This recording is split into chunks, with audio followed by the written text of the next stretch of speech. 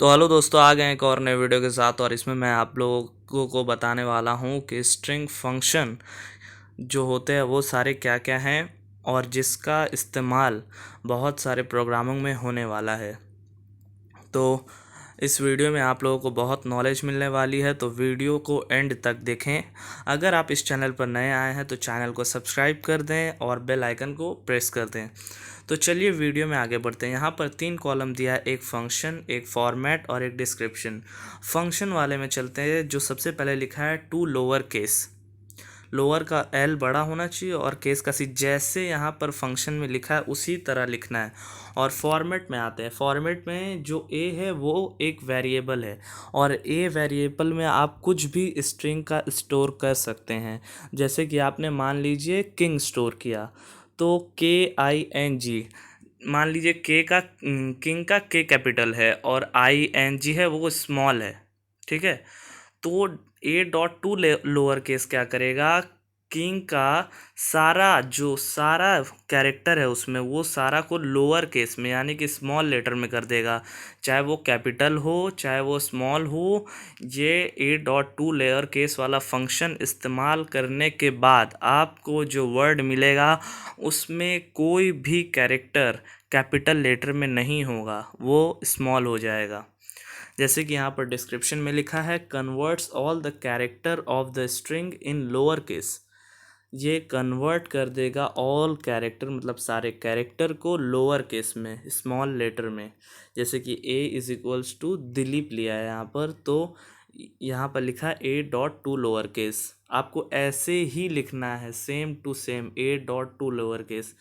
फिर उसके बाद आउटपुट आया दिलीप, वो सारा स्मॉल लेटर में। तो उसके आगे बढ़ते हैं। यहाँ पर उसके बाद लिया है टू अपर केस। ये जो लोअर केस है उसके अपोजिट है। यहाँ पर ए वेरिएबल में मान लीजिए आपने किंग लिया और उसमें सबको स्मॉल लेटर में रखा, KING सबको स्मॉल लेटर में रखा। तो ये क्या करेगा कि ये जो फंक्शन है अपर केस वाला, ये सारे जो कैरेक्टर है सबको कैपिटल लेटर में कर देगा। वो स्मॉल हो चाहे वो कैपिटल हो, आप कुछ भी डालिएगा, वो सारे कैरेक्टर हो जाएंगे अपर केस में। जैसा कि आप यहाँ पर देख पा रहे हैं, दिलीप डाला है स्मॉल लेटर में और वो कन्वर्ट हो गया दिलीप कैपिटल लेटर में। तो इसके आगे बढ़ते हैं। इसके बाद रिप्लेस फंक्शन है। रिप्लेस फंक्शन में क्या होता है कि मान लीजिए आपने कोई स्ट्रिंग लिया, स्ट्रिंग में आपने मान लीजिए किंग लिया, किंग ही एक एग्जांपल में पकड़ रहा हूँ, सही रहेगा। ए में आपने किंग स्टोर किया और किंग में किंग का आपने मान लीजिए यहाँ पर, छोड़िए किंग छोड़िए, यहाँ पर जो एग्जांपल दिया मैं आपको वही बताता हूँ, नहीं तो फिर दिक्कत हो जाएगी।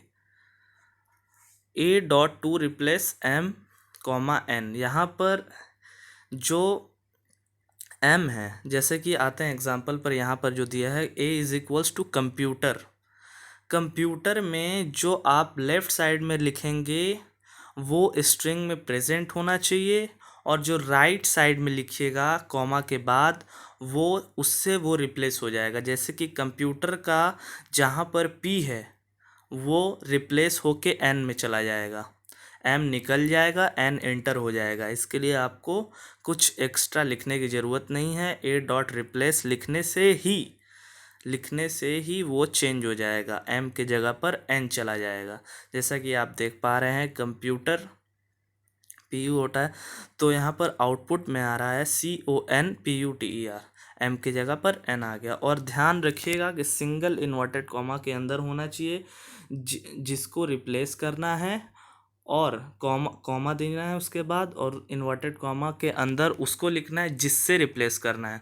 और याद रखिएगा लेफ़्ट साइड में जो आप लिख रहे हैं वो स्ट्रिंग के अंदर और वर्ड के अंदर प्रेजेंट होना चाहिए, ठीक है। ये एक कैरेक्टर लेकर बताया। और यहाँ पर वर्ड वाले भी हैं, तो वर्ड वाले भी देख लेते हैं। रिप्लेस, जैसे कि आपने कोई स्ट्रिंग वेरिएबल लिया A, उसमें लिखा है black cat and black rat, तो यहाँ पर A.रिप्लेस अब आप क्या कर रहे हैं कि रिप्लेस में स्ट्रिंग डेटा, स्ट्रिंग मतलब कि कोई भी वर्ड आप रिप्लेस करना चाहते हैं तो वो स्ट्रिंग हो गया, और स्ट्रिंग को हमेशा डबल इन्वर्टेड कॉमा के अंदर ही लिखा जाता है। और यहाँ पर भी वही सेम नियम, लेफ़्ट साइड में जो लिखा है वो स्ट्रिंग में प्रेजेंट होना चाहिए, जैसे कि डबल इन्वर्टेड कॉमा के अंदर ब्लैक लिखा है, और कॉमा देना है, उसके बाद डबल इन्वर्टेड कॉमा के अंदर वो वर्ड लिखना है जिससे आपको रिप्लेस करना है। यहाँ पर ब्लैक और वाइट दिया है, तो यहाँ पर आते हैं एग्जाम्पल पे, a is equals to black cat and black rat. तो string p is equals to a dot replace black comma white. तो आउटपुट क्या आ रहा है देखिए, white cat and white rat. A जो स्ट्रिंग में आपने जो सेंटेंस स्टोर किया वहाँ पर जहाँ जहाँ पर ब्लैक था वो वाइट से रिप्लेस हो गया। ठीक है, अब आते हैं ट्रिम पे। ये जो ट्रिम वाला फंक्शन है ये तो आपको वैसे ही लिखना जैसे लिखा हुआ है, और इसको मैं समझा देता हूँ। ट्रिम पे आते हैं, आपने कोई वेरिएबल लिया ए, उसमें राजेंद्र विद्यालय लिखा, और राजेंद्र और विद्यालय के बीच में मान लीजिए आपने कोई गैप दिया। ठीक है, तो गैप दिया तो जब आप ए डॉट ट्रिम फंक्शन का इस्तेमाल करेंगे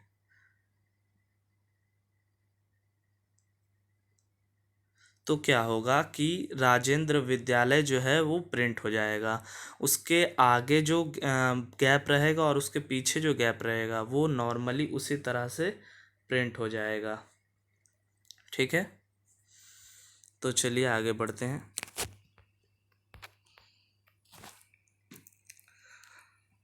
तो उसके बाद है ए डॉट इक्वल्स। यहाँ पर कैरेक्टर में क्या होता था कि आपको मान लीजिए कोई भी कैरेक्टर, आपको मान लीजिए कोई भी कैरेक्टर को इक्वल चेक कराना रहता है, तो आप क्या लिखते थे, सिंगल इन्वर्टेड कॉमा के अंदर a is equals to single inverted comma के अंदर बी। वो दोनों को अगर चेक कराना है कि दोनों इक्वल है कि नहीं तो आप इक्वल्स टू लिखते थे। लेकिन स्ट्रिंग में ऐसा नहीं है, आपको स्ट्रिंग में स्ट्रिंग इक्वल है कि नहीं चेक कराने के लिए, स्ट्रिंग इक्वल है कि नहीं चेक कराने के लिए लिखना पड़ता है फंक्शन इक्वल्स। तो यहाँ पर ए डॉट इक्वल्स इस तरह से लिखना है, और एग्जांपल में बताता हूँ। एग्जांपल देखिए, checks whether two strings are equal और नॉट। यहाँ पर A1 में लिया है राजेंद्र विद्यालय और A2 में लिया है राजेंद्र विद्यालय, एकदम सेम टू सेम। उसका कोई कैपिटल लेटर और जो रहता है, मान लीजिए A1 में आपने राजेंद्र का आर कैपिटल रखा और A2 में आपने राजेंद्र का आर स्मॉल रखा, तो A1 डॉट इक्वल्स A2 करिएगा तो आउटपुट फॉल्स आ जाएगा। एकदम डिक्टो सेम होना चाहिए, A1 और A2 एकदम डिक्टो सेम होना चाहिए तभी ट्रू दिखाएगा। तो उसके बाद आते हैं लेंथ। लेंथ के बारे में तो मैंने आप लोगों को बहुत बार ही बताया है, तो यहाँ पर लेंथ फंक्शन फिर से देख लीजिए। आपने मान लीजिए कोई वेरिएबल लिया ए, उसमें राजेंद्र विद्यालय रखा, तो जब ए डॉट लेंथ करिएगा तो उसके अंदर जितना कैरेक्टर है, स्पेशल कैरेक्टर है, गैप है, सबका जगह को वो काउंट कर कर एक आउटपुट देगा। 18 यहाँ पर दिया है, आप जैसा वर्ड या जैसा स्ट्रिंग डालेंगे उस हिसाब से यहाँ पर लेंथ आपको मिलेगा। कैरेट के बारे में भी मैंने आपको बहुत पहले बताया है। कैरेट फंक्शन क्या करता है, स्ट्रिंग का पोजीशन, मान लीजिए एन पोजीशन, nth पोजीशन पे जो भी कैरेक्टर है वो उठाकर आपको रिटर्न करेगा। जैसे कि यहाँ पर देखिए क्या लिखा है, returns a character of the string at nth position as it start counting from 0th position. इसके बारे में मैंने आपको बहुत बार बताया है। मान लीजिए ए में आपने कंप्यूटर रखा, तो ए डॉट कैर एट 5, तो 5 वाला पोजीशन पे जो कैरेक्टर रहेगा वो आपको रिटर्न कर देगा ये function A dot char at. रिटर्न क्या करेगा, 5th पोजीशन पे क्या है टी, तो यहाँ पर आउटपुट टी आ गया। और सबस्ट्रिंग पे आते हैं, यहाँ पर सबस्ट्रिंग दिया है ए डॉट सबस्ट्रिंग। यहाँ पर क्या करेगा देखिए, returns substring starting from nth character. यहाँ पर जो n है ब्रैकेट के अंदर, जो n है वहाँ से लेके, देखिए फिर से एक बार मैं आप लोगों को बताता हूँ, जैसे कि एग्जांपल लेकर बताता हूँ, या जैसे कि a is equals to understanding है, तो a डॉट सबस्ट्रिंग यानी कि जो पोजीशन, यहाँ पर मान लीजिए आपने n में कोई n वेरिएबल में 5 6 कुछ भी रखा होता तो वो उस तरह से काम करता है। जैसे कि n में आपने मान लीजिए कोई भी वेरिएबल में कुछ वैल्यू रखा है, i में रखा है, j में रखा है, कुछ भी रखा है, तो वहाँ पर आपको वेरिएबल देना होगा ब्रैकेट के अंदर। और नहीं अगर डायरेक्टली आपको ऐसे करना है तो यहाँ पर डायरेक्ट आप 5 6 7 पोजीशन नंबर भी डालेंगे तो वो होगा। तो यहाँ पर क्या रिटर्न करेगा, जो फिफ्थ वाला पोजीशन है, ए डॉट सबस्ट्रिंग है, फिफ्थ वाला जो पोजीशन है उससे स्टार्ट करके लास्ट तक जितना भी कैरेक्टर आ रहा है, वर्ड बन रहा है कैरेक्टर को लेके, वो रिटर्न कर देगा। जैसे कि यहाँ पर 5 है तो फिफ्थ पोजीशन पे क्या है, 0 पे U है, 1 पे N, 2 पे D, उसके बाद 3 पे E, 4 पे R, फिफ्थ पे S है। तो यहाँ पर S से लेके लास्ट तक जो वर्ड बन रहा है वो रिटर्न कर देगा। यहाँ पर लिखा भी है, देख लीजिए, returns from fifth character of the string as it start counting from 0th position. ठीक है। अब यहाँ पर सबस्ट्रिंग M कॉमा N, यहाँ पर क्या कर रहा है, देखिए यहाँ पर a is equals to understanding लिया मान लीजिए, तो a डॉट सबस्ट्रिंग 5, 10 देने पे क्या होगा कि ये जो सबस्ट्रिंग ये आपको कहाँ 5 से चालू करेगा, जो 5 फिफ्थ पोजीशन पे है वहाँ से कैरेक्टर को उठाना चालू करेगा, और जो 10th वाला है उसके पहले तक रुक जाएगा। 10th के पहले यानी कि 5 से 9 तक जितना भी कैरेक्टर आ रहा है और उसको जोड़कर जो वर्ड बन रहा है वो आपको रिटर्न कर देगा। यहाँ पर जैसे देखिए फिफ्थ पोजीशन पे एस है और 9th पोजीशन पे डी है, तो यहाँ पर स्टैंड रिटर्न कर दिया। तो यहाँ पर इसके बाद आगे बढ़ते हैं, यहाँ पर कॉनकैट दिया है, तो a1 डॉट कॉनकैट a2। तो यहाँ पर क्या होगा, a1 में मान लीजिए आपने राजेंद्र लिया और a2 में विद्यालय लिया, तो जब a1 डॉट कॉनकैट a2 करेंगे तो राजेंद्र विद्यालय ऐसे प्रिंट हो जाएगा, राजेंद्र गैप विद्यालय ऐसे प्रिंट कर देगा। कॉनकैट का मतलब है मिला देना। ठीक है। उसके बाद आते हैं index of A dot index of M, returns, यहाँ पर देखिए डिस्क्रिप्शन में क्या लिखा है, returns the position of the first occurrence of M in the string A. मान लीजिए आपने कोई भी वेरिएबल में वो एक स्ट्रिंग रखा है, जैसे कि यहाँ पर कंप्यूटर लिया है, तो यहाँ पर ए डॉट इंडेक्स एम यानी कि आपको सिंगल इन्वर्टेड कॉमा ये क्या रिटर्न करेगा कि जो कैरेक्टर आपने डाला है ब्रैकेट के अंदर सिंगल इन्वर्टेड कॉमा के अंदर, उसका इंडेक्स जो सबसे पहले ऑकर करेगा, मतलब कि कंप्यूटर में एम यहाँ पर सेकंड पोजीशन पे है और मान लीजिए कहीं फिफ्थ और सिक्स पोजीशन पे होता है, जो सबसे पहला ऑकरेंस मिलेगा एम को उसका पोजीशन इंडेक्स ऑफ रिटर्न कर देगा। ठीक है, समझ में आया।